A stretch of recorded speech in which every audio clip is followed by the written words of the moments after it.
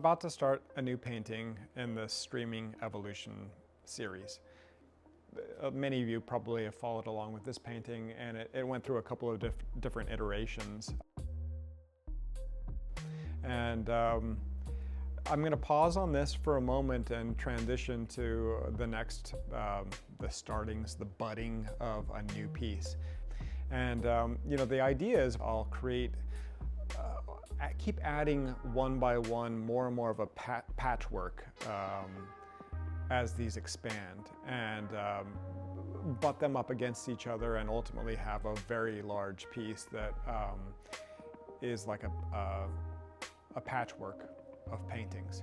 And so I like that it'll have like this expansiveness in terms of spatial expansion, and then also like this expansion in time as these things keep growing with all the layers. And so starting the new painting, I'll initially start with working with a grid on the painting.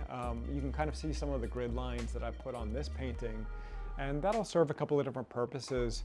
I want this pattern that will tie the various paintings together, and it will echo the modular patchwork quality of what will ultimately happen with all the pieces being put together. But also what it does is it's kind of like, it shows you, with having that grid pattern, it shows you where something's transparent and where something is opaque.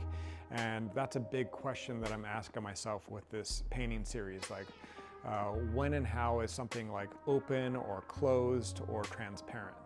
And that's like a fractal iteration in my mind to think about the interplay of open, closed, and transparent with this series.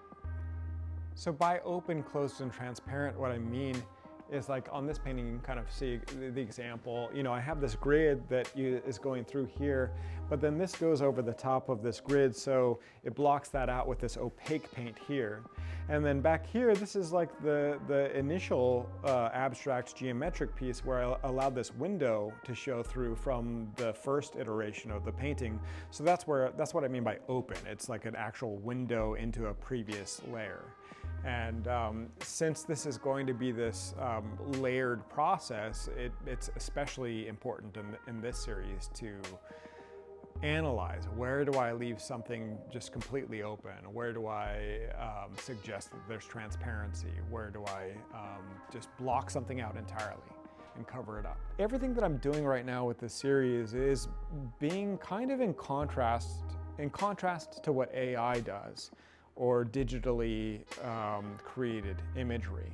You don't see that history of step by step and the layering that happens in a creative process. So I'm trying to enhance and emphasize those things as being more distinctive and human in like a physical process that happens. The grid on the next painting, I'll be looking at like 3 primary types of paint applications, or 3 choices of what to do with paint. I'll be looking at, do I paint this in flat as one paint application? Do I do it a broken or open texture, like a thin wash that you can see through, or a brush stroke that you can see through, like the open and closed parts of the brush stroke? Or do I just leave it alone and say, maybe the best thing to do is don't do anything? And I'll start with exploring that.